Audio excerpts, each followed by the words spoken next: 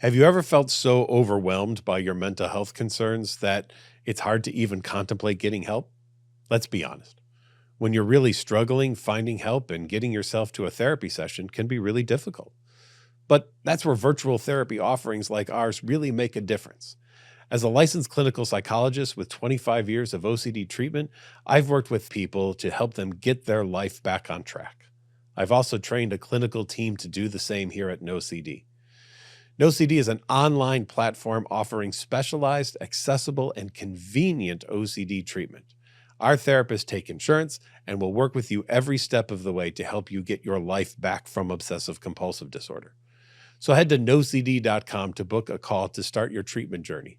And don't forget to subscribe to our YouTube channel so you can stay up to date on our latest podcasts and webinars. Now, on to today's episode.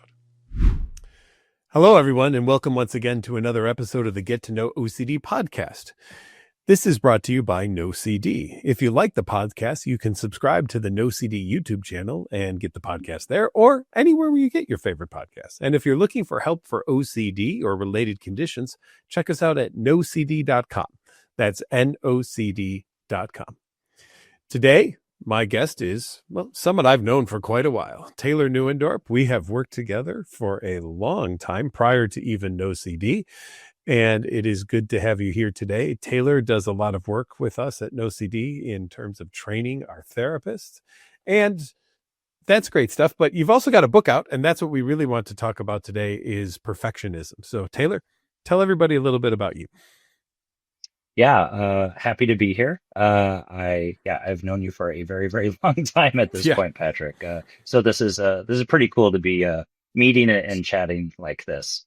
But I've been practicing as a clinician for over 20 years now, and in large part thanks to you and working with you in an OCD program almost 15 years ago. For the last 15 years.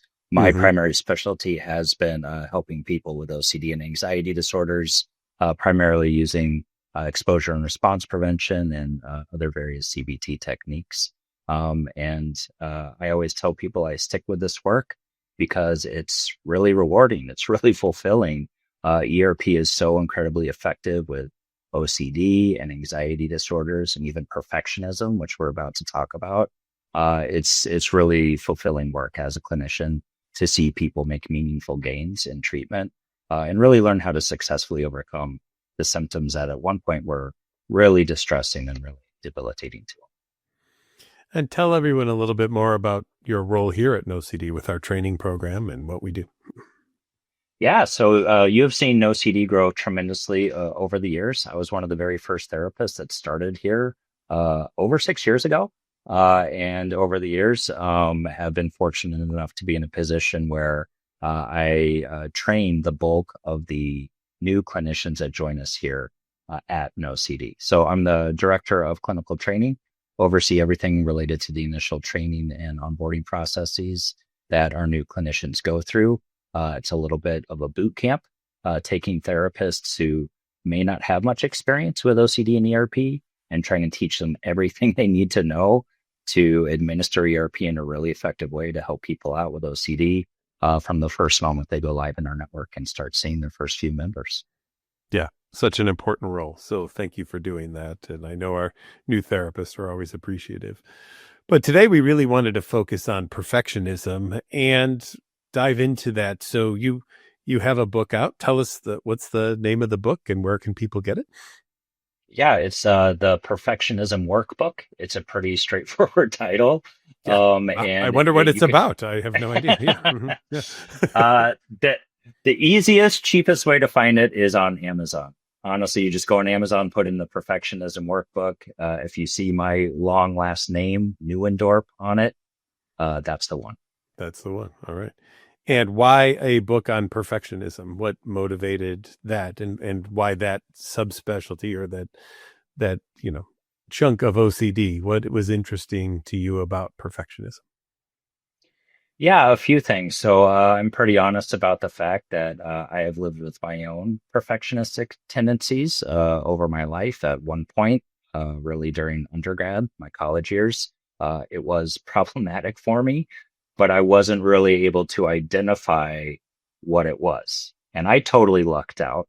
I actually got a college counselor who was familiar with perfectionism and helped me understand that was what was driving a lot of my stress and some of my depression that I was experiencing at the time. So I kind of knew it was a thing from my own personal experience. Mm-hmm. Then once I got into the field, first I worked a lot with substance use and addiction.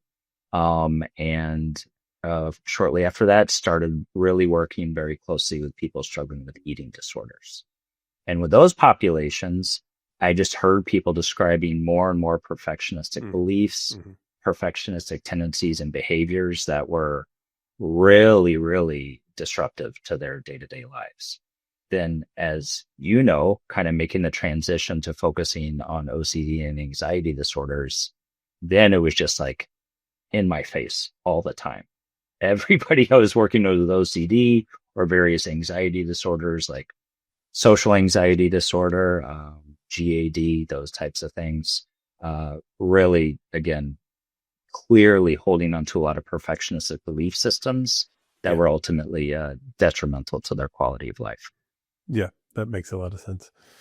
And definitely we saw that in our IOP, PHP, so our intensive outpatient and partial hospital programs that we ran back at Alexia and Brothers and with all anxiety disorders, and even in our school anxiety school refusal program, and for sure in the eating disorder program that people would have a lot of those tendencies. How do you describe or define perfectionism to people now when you're working with them and trying to introduce them to the concepts of how it might be something that's getting in the way instead of being helpful? Because as we know, OCD will always say, if you do this, everything will be better. But no, man, just really not so much.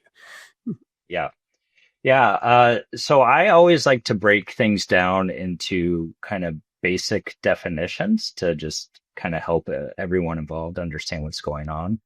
So if we look at almost like the dictionary definition of the word perfect, basically what that means is, entirely without flaw or defect.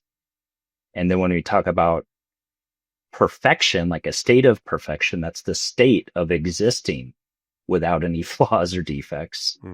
And on top of that, perfectionism is this tendency to set really unrealistic, often unattainable standards in the hope of achieving a state of perfection, a state of flawlessness. So looking at it that way, people are literally striving to achieve what I firmly believe is impossible, right? Because who do you know that is entirely without flaw or defect? I mean, I know you'll probably say you. Well, but I mean, apart from that, I was thinking that myself. Yes, but but no, not true. Many a flaw. Many a flaw. Yeah. Yes. And yeah, I mean, that is the basic question, right? Have I personally, in doing OCD work now, 26 years, have never once met anyone who agreed on something being perfect that everybody else in the world did. Because if something were truly perfect, to me, the definition would also say all 9 billion people on the planet would look at it and go, oh, yeah, well, I mean, there you go. But we have nothing that meets that definition. Nothing. Yeah, that's an excellent point, right? And this is one of so many problems with perfectionism is that it's completely subjective, right? Your ideal of like maybe the perfect meal is going to be different from mine. Your idea of like the perfect song is going to be different than mine, right? So you're right. You're not going to get, a whole worldwide consensus of one single thing that everybody can agree on is completely flawless. Yeah. How frustrating is that for people when they start to recognize that this thing they've been trying to attempt to achieve is unattainable? Well, that's an excellent question. I think it probably depends on the person. I would say the frustration comes out of constantly trying to achieve something that is essentially impossible. when people learn that what they've been striving for all along is unattainable, sometimes that actually leads to a little feeling of relief Yeah. because they start to see they've been so caught up in this one perspective or this one way of viewing things that they kind of lost sight of the fact that, oh, maybe what I was shooting for all along was never realistic to begin.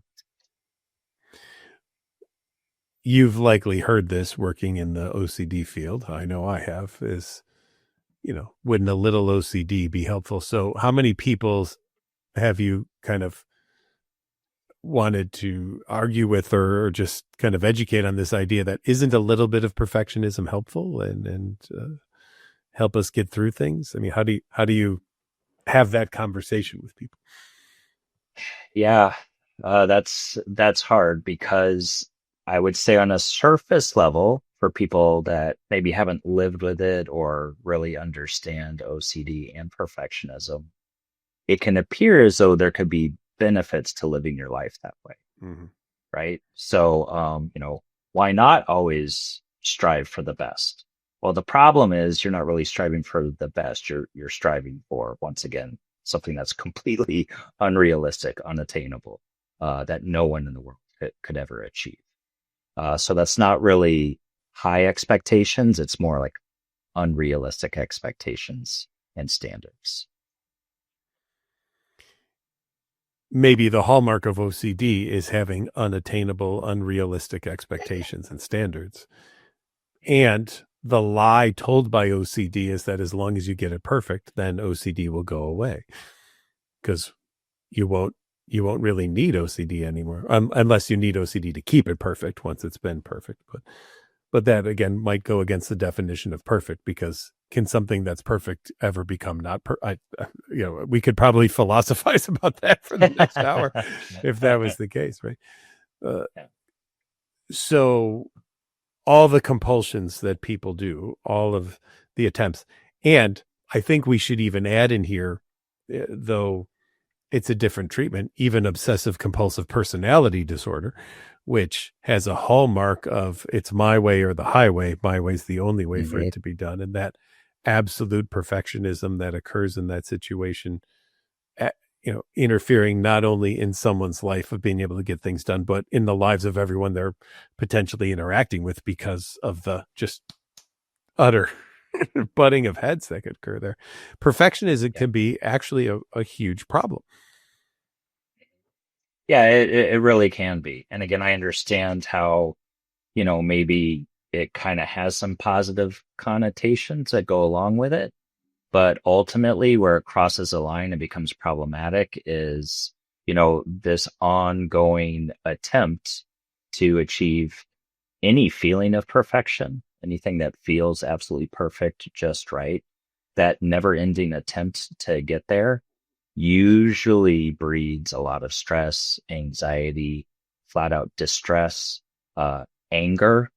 We often see with perfectionism, with or without OCD, people are really, really critical of themselves, really hard on themselves. So it can even contribute to, depression, a really poor sense of self-worth. All of those things obviously can cause a lot of interference in the type of life that the person would actually prefer to be living. Yeah. And the frustration of maybe not just them, but even other people. I mean, we've seen OCD, it can get frustrated that other people don't do the things that you think are perfect. Like, why did you put Mhm. the dishwasher that way when it's supposed to be this way? Or the forks are not all lined up the way that I like them, or the cabinet or something of that nature. So it can not only affect the person, it could really have a effect on the system, right? Oh, definitely, definitely. For the reasons you just mentioned, also for people that are around the perfectionist, right? A lot of frustration, a lot of not understanding. Really hard to understand. Maybe objectively, like it looks like this person's doing great, right? They're the straight A student, they're the top athlete, the top performer, whatever it may be. So then, like, people around them who know them and love them and care about them trying to give, positive feedback. And no matter what, it's still not enough for the person. And they can hear the person openly expressing their own discontentment, their own criticism of themselves. And as a loved one, as a support person, that's hard to hear. So even that can be difficult. And as you kind of mentioned, with something like OCD, certainly with something like obsessive compulsive personality disorder, it could be that the person living with those perfectionistic tendencies is making unrealistic demands of others. And that is, kind of spills out onto other people that are trying to care for them and support them. So that can create a lot of tension and a lot of misunderstanding. It really has to be difficult for people to feel like they can't ever win something, right? Oh yeah. Yeah, definitely. And, as we know with OCD, right, the trap of OCD, as you mentioned, is, all right, just do this one compulsion one more time, and then it's going to be okay. Right? But it's never enough for the OCD. And it's a very similar cycle and trap with perfectionism, right? Okay, I didn't get it perfect that time. Let me try just one more time. Right. Mhm. And it really becomes that never ending cycle. This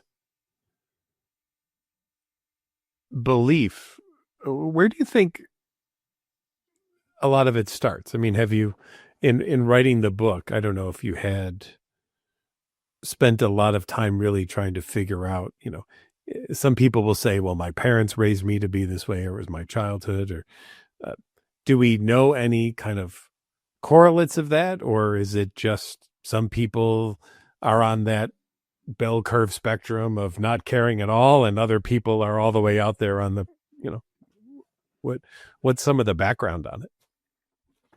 Yeah, I think it is similar to what we many times see with OCD. And again, just to be clear, right, there's a high comorbidity, I would say, with OCD and perfectionism, even though perfectionism itself isn't like a diagnosis or anything.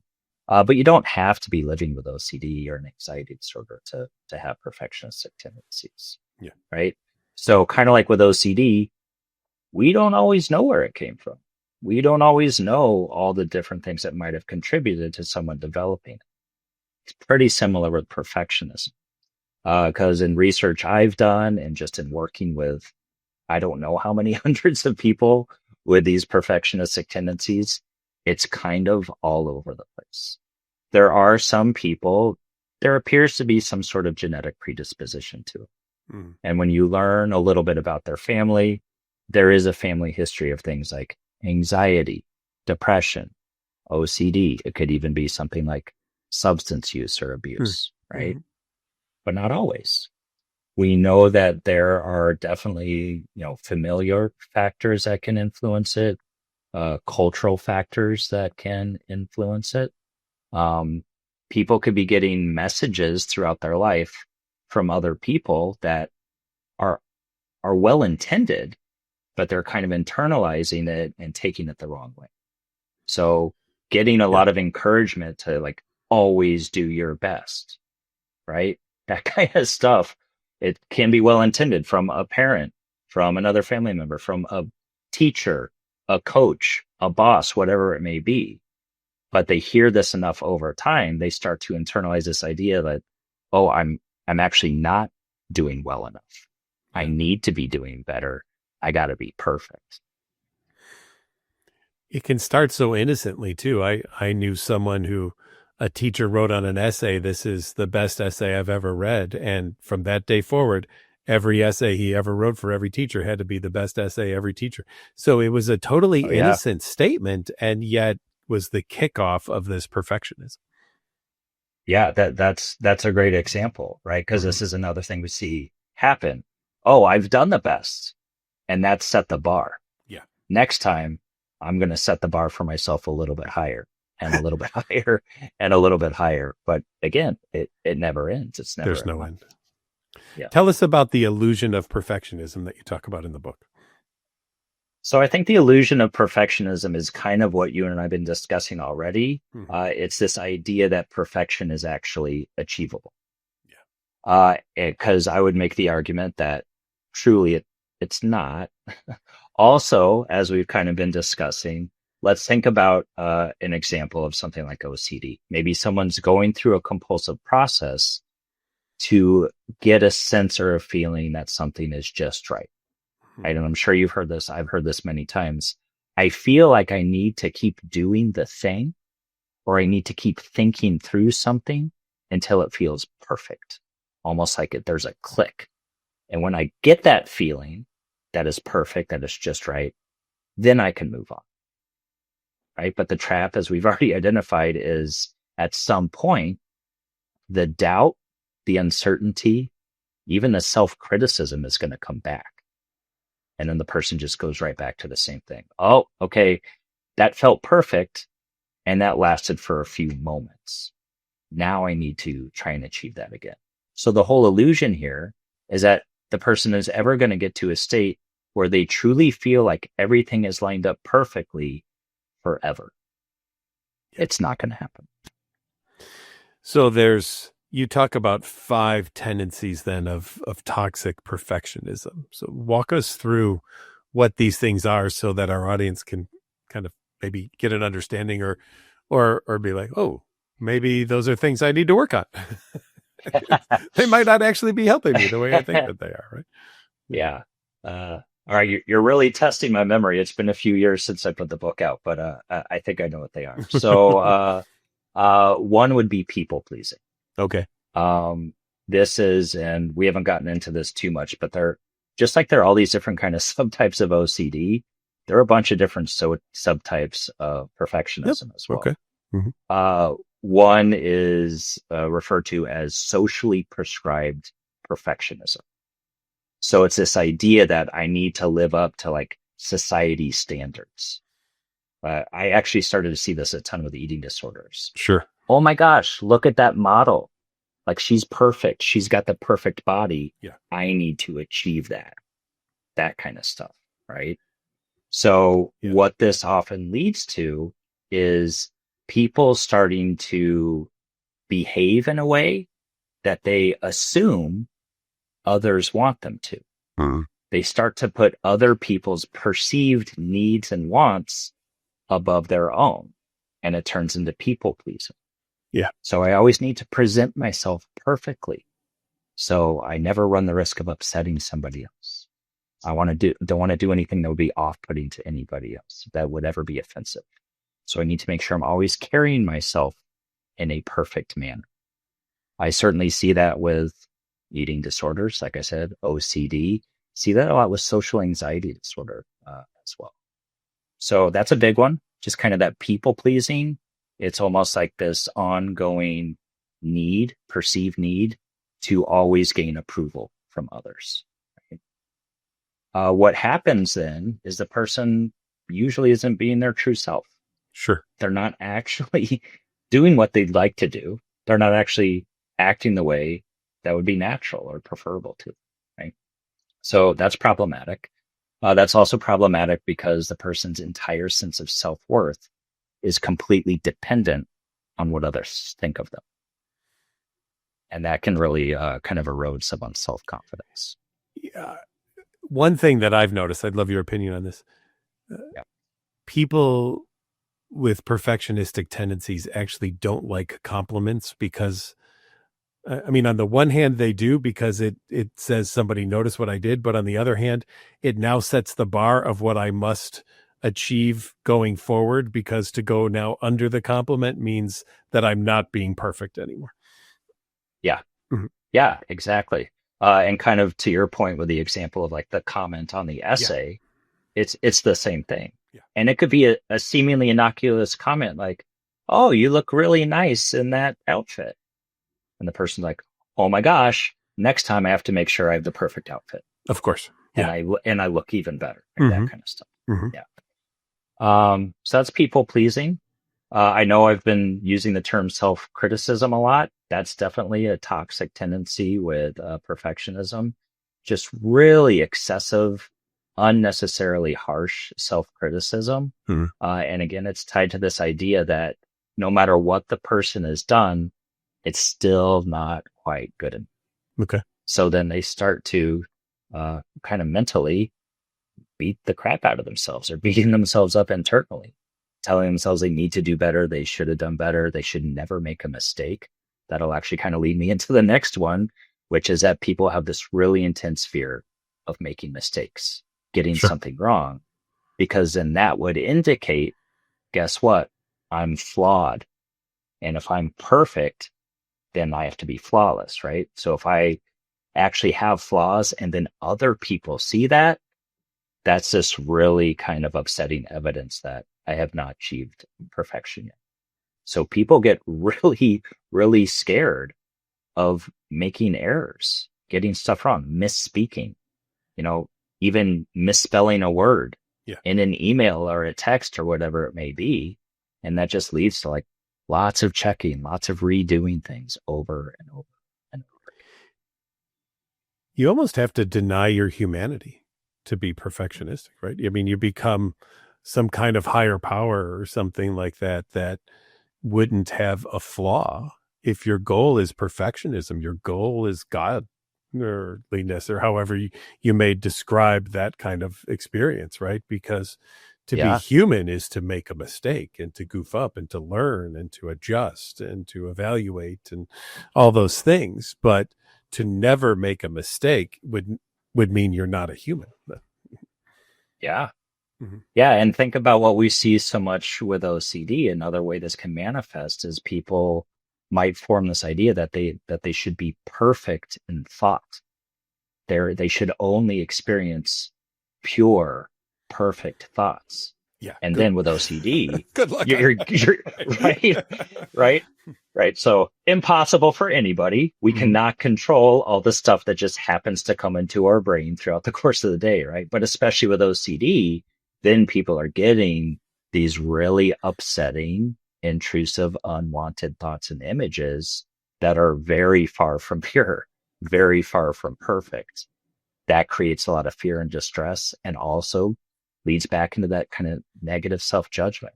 Oh Mhm. my gosh, what's wrong with me that this is happening? I shouldn't be having these kinds of thoughts, but they keep happening. Yeah. And that feels imperfect and wrong. Yeah. Yeah. Let me think. I want to make sure I hit on all the 5 tendencies because you're really testing I me was here. hoping you'd Oh, I only know. do 4 and then not be perfect in the 5. That would have been more fun. But okay, go ahead. Yeah. Yeah. Yeah. No, I'll mess something up before we're done. It's going to happen. Mhm. But one that I kind of learned for myself is procrastination. And I never would Procrastination. have guessed Mhm. this is Yeah. actually a function of perfectionism. It can actually be a function of anxiety. Sure. So, right, we know with anxiety, OCD, we see all these safety behaviors, a lot of avoidance of anything that might cause discomfort. Uh, and procrastination to me is another form of avoidance. So the way this might manifest with perfectionism is that the person is actually so scared of the potential outcome. They're so scared they might not get it just right. Yeah. It might not be perfect or, received perfectly by others. It feels easier and safer in a moment to just put it off, Yeah. to not do it. So it could be some task or project they're putting off. It could just be making a decision about something because they're so scared about making the wrong decision and having that leading to something bad happening, right? So just put it off as long as they can. And it can get really bad to the point where the person's actually just kind of paralyzed. Yeah. All of a sudden they feel like I can't do anything because I'm so afraid of the outcome. And we've seen people So literally who yeah. just freeze, like don't even Oh yeah. move out because they're so stuck in having to try to figure out how to do something perfectly that they won't even budge. Right? Yeah. Literally stuck. And I'm thinking back to someone I worked with years ago, and she was literally stuck like you're describing. And when she kind of got herself through it and out of it later and was able to tell me what was going on, in her mind, she had to think things through perfectly. She had to have the perfect line of thinking in her mind before she would allow herself to walk outside the door. Mhm. Because in her mind, if it didn't all feel perfect as she walked outside the door, something terrible was going to happen. I've also had my take on procrastination, which is if I leave it till the last minute and then I do it, then I just have to turn it in. But if I get it done early, all I'm going to do is review it and critique it and do it again and everything. So it actually Yeah. prevents me from dealing with all of that by waiting until the very last second, doing it, and then it's over. It's done. Yeah. Yeah. I really appreciate that you brought that up because that's another reason someone might be putting it off because they already know the process of working on whatever it is they need to work on. We could use the example of school, like a school paper. Yeah, The process of working on it is going to feel torturous to them because they absolutely. will be stuck, like you just said. I already know I'm going to feel the need to go over and revise it and edit it and change it and reread it over and over and over again. And that feels so miserable. I don't even want to do it. So I'm going to put it off. One of the things that I've always said too in my talks and trainings is practice does not make perfect, right? And boy, there's people who don't like hearing that. I always say practice makes routine because Mhm. routines change. I mean, it. Someone could become the best violin player or basketball player, but it doesn't mean they will always be that. Age will take over, arthritis may set Yep. in, and they will not be that. So, you can make a great routine to be able to do something, but as a human, those routines at times will fail. I mean, hell, I could turn my computer on and once in a while it's just the blue screen of death, right? And that's programmed into the computer to when you hit this button, this thing happens. And every once in a while it doesn't happen, even though it's programmed in there for it to do it. So if my computer Yeah. can't even be perfect every time I do it, and it's got something just built into it, how is a human going to be perfect? Yeah, exactly. And one thing I think is really funny, like with the development of AI and ChatGPT. Mm-hmm. If you go on ChatGPT, one of the first things it says is ChatGPT can make mistakes, Yeah. right? Because it can, because everybody does. And I think with perfectionism, what people often overlook or they're not even considering or afraid to consider is that you actually can learn a lot from getting stuff wrong. We tend to learn more from our mistakes and errors we've made versus everything we've gotten right in our lives. Correct. Mm-hmm. Yeah. And the gift of the mistake sometimes, right? I mean, some of the greatest inventions have occurred out of mistakes, not Hmm. because someone was trying this thing, because they goofed that thing up and they discovered something as they did. They're like, whoa, who knew Yeah. that one? That's Yeah. so that's amazing. Yeah. Yeah. Exactly. So perfectionism overlaps, as we said, with OCD, and we talked a little bit about anxiety, and we talked about eating disorders. I'm wondering about depression, maybe, because I've also seen people who are so depressed that they do nothing, just maybe out of being stuck in depression, but sometimes also out of the idea that there's just so much to do. I can't figure out how to do it. I have to have the perfect plan to be able to do this, and I can't figure that out. Could you address that a little bit also? Yeah. I think it comes back to some of that paralysis we've been talking about. If people like really sit down and they're actively thinking through all the things they feel the need to have be perfect in their lives, right? That can be overwhelming. It can be really daunting. Quite frankly, it can feel like too much Mhm. because it is, and it can just sap motivation. So that can contribute to low mood, right? Someone who typically is a high achiever, who also on some level knows they're procrastinating and putting things off, they'll probably start to feel bad about themselves. And again, it comes back to that really unnecessarily, excessively harsh self criticism. If you're telling yourself even getting a single thing wrong translates to you being a failure, you're making that kind of like really sweeping character judgment against yourself just because you got something wrong. Or guess what? You're not perfect. When you're judging yourself in a really negative, harsh way, labeling yourself as a failure, as a bad person, that is also going to contribute to depression and just that ongoing low sense of self worth. So we've talked a lot about on those emotional sides of things, but are there physical warning signs of perfectionism or tolls that it will take on us physically in addition to mentally? Oh, certainly. There are really strong correlations between perfectionism and stress. Mhm. And stress manifests in a number of different ways that can be noticeable, can turn into tension headaches. It could be, ongoing muscle tension throughout the body. It could be things like difficulty with sleep, difficulty falling asleep or staying asleep nightly because a person continues to think about what they need to do better, or they're reviewing all the things they perceive they've done wrong. And they're so worried about what others may think of them and that kind of stuff. Another way it can manifest in what I would consider a physical symptom, which is actually behavioral, are some of the things we've touched on. Disordered eating behaviors, those Sure. become really dangerous, Mhm. right? Substance abuse, that becomes really dangerous for people too. So a lot of times people have a hard time kind of identifying their own stress, but those are some things to keep out for: ongoing tension, irritability, impatience, difficulty sleeping, feeling fatigued a lot of the time. Those could all actually be signs that there's some underlying perfectionism contributing to it. I want to switch gears a little and talk about the treatment of this. And how do you set up for people you're working with the treatment of this? How do you approach it?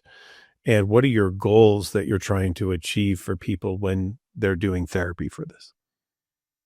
Yeah, so as I would with OCD, typically taking more of an ERP approach using exposure and response prevention.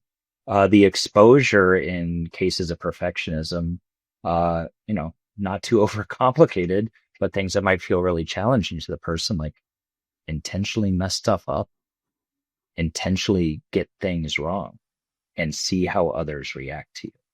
The whole goal is to tolerate the discomfort that goes along with it and see if all your fears around making some sort of error come true or not, right? And more often than not, they don't. So you can kind of take that behavioral approach. I would say if it's perfectionism in the absence of OCD, which you will see, so it could be an anxiety disorder, it could be depression, and there's some perfectionism going on. It can be worthwhile to use some cognitive behavioral techniques like looking at distorted thought processes, any kind of belief system that is actually perpetuating stress, and finding ways to kind of reframe or challenge those. And again, I would reserve that if there's perfectionism in the absence of OCD, because as you and I know with OCD, we're not actually trying to directly challenge obsessions. We're not trying to directly challenge intrusive thoughts, because that often becomes compulsive itself. The battle of wills there. Yeah. Yes. OCD Yeah. wins every time too, unfortunately. Yeah. Mhm. Yeah. Yeah, but I'll say this, when you have the person who has recognized that their perfectionistic beliefs and behaviors are actually causing way more harm than good in their lives, and they can find the motivation to actively make some changes, it can be pretty cool for them to see, hey, I don't have to get things perfect. I'm not going to. And guess what? I can still excel. I can still be excellent at different things I'm doing, whether it's academics, whether it's my job, whether it's some other kind of performance, right? I don't always have to present myself in what I imagine to be a perfect way. Mhm. And guess what? People still like me. Mhm. People still want to hang out. I can still have meaningful relationships. So that behavioral change, and then seeing that people can still have very positive results without all the additional unnecessary stress, that's pretty cool to see in treatment. Is there any myth about perfectionism that you want to just debunk today for all of our listeners to know? Uh, uh, I think there are probably two, and Okay. it's kind of what we've been talking about. So hopefully these make sense. Mhm. I want to debunk the myth that perfectionism is a good thing. Okay. It's not a good thing, right? People wouldn't get to the point where they're completely burnt out, completely unhappy with their lives if perfectionism was a good thing, Yeah. right? And as we've talked about from the get-go, kind of debunking this idea that perfection is attainable, because Mhm. It's not. It comes back to what you and I said at the outset. It's subjective, right? So it's literally impossible to achieve. Can I add one too on there, which I think Please, yeah. is this idea that it's the strive for perfection that has led me to the results I have. I would say we also know people who aren't perfectionistic, who don't have OCD, who have also achieved those results. So perfectionism Right. was not necessarily an addition needed to be able to achieve those results. And in fact, I would contend you might have achieved those results despite the perfectionism, not because of the perfectionism. Yeah, that's an excellent point. I'm glad you brought that one up because, right, with perfectionism, and again, if we're just talking about how people might be able to recognize if this is something that's going on for them, we're often looking at the emotional experience someone is going through as they're working towards something. And if it's driven by that self-criticism, that perceived need, like I have to be really hard on myself to push myself to the max all the time, and whatever they're working towards carries that distress and that never ending pressure along with it. And still they get to the end result and there's that sense I just not quite good enough. That sounds like perfectionism, right? Mm-hmm.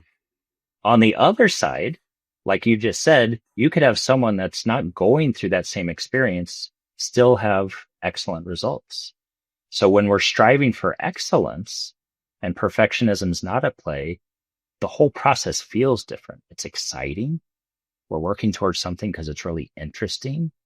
We're curious about it.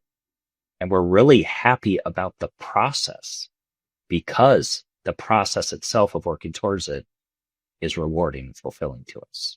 So to me, that's always been a really helpful way for people to kind of discern, is this actually an issue for me or not? Yeah. Well, whatever it is you're working towards, for lack of a better phrase, how do you feel about it?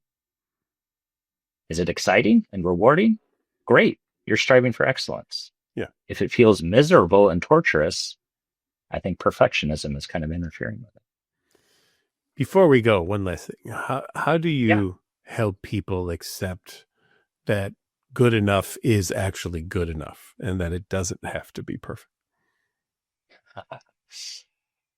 I wish there was a way to just have that happen Yeah. for people, right? Mm-hmm. That's really hard to get to. There is a certain level of acceptance that people have to get to. I know I'm biased in this respect because I've been practicing ERP for so long, but I really think it's the behavioral change. Behaving in a different way than what the perfectionism and or the OCD is telling you to. And many times doing the exact opposite of what it's telling you to do just to see how it turns out. And when people are able to make that behavioral change, see they can tolerate the uncertainty and any discomfort that goes along with it. And guess what? There were not these terrible, horrible, overly catastrophic results. That then leads to acceptance. People start to see, oh, okay, this is what it means to have things feel like they're good enough. Yeah. I've gone about things very differently than I used to, and things seem to be turning out all right. Give us some parting words, Taylor, some advice for everybody out there listening to this who might be considering, should I get help for this? Or could I still just give it one more try to be perfect? That's the trap. That's Yes. the trap, right? It's never going to work if that's the goal. Just one more time, then it's all going to feel just right and perfect forever, right? It's not going to happen. I'll say this because for all the reasons we've talked about, it can be hard for people to like recognize or sometimes fully admit this might be an issue for themselves. And there is kind of that lingering belief or desire that you just touched on, like, well, maybe next time I'll get that sense of perfection. This is something I ask people all the time. How will you actually know when you've achieved perfection? How are you going to know? Sometimes people get so caught up in this idea of things having to feel perfect and just right. They actually don't even know what that would look like or what that would feel. Interesting. So how would you know? Interesting. How would you even know? You wouldn't know perfectionism if it smacked you in the face, right? Yeah. Right. Right. Great. Well, Taylor, if people want to get the book again, tell them a little bit about it one more time, where they can go. Yeah, it's the Perfectionism Workbook. It has a longer title after that I'm blanking on right now because I told you I'm gonna mess something up. Because you're I'm not not gonna even get it all perfect right. about your own book. That's why. Yeah, So there exactly. you go. Yeah, Yeah. Mhm. it's the Perfectionism Workbook by Taylor Newendorp. And It's some it's blah, on blah, blah on on it as Amazon. well. Yeah. Yeah, Mhm. yeah, And it's on Amazon. All right. Well, good. Well, yeah, Taylor, thank you for being here today. I really appreciate it. yeah. My pleasure. Good to see you, Patrick. And thank all of you for watching another episode of the Get to Know OCD podcast. If you liked it, you can subscribe at the NOCD YouTube channel or get it wherever you get your favorite podcasts. If you're looking for help for OCD or related conditions, we work with things like hoarding and body focused repetitive behaviors and tics and trauma, depression. Check us out at nocd.com. That's NOCD.com. And remember, treat yourself better than your OCD ever does. You're worth it. Thanks for watching. We'll see you again next time.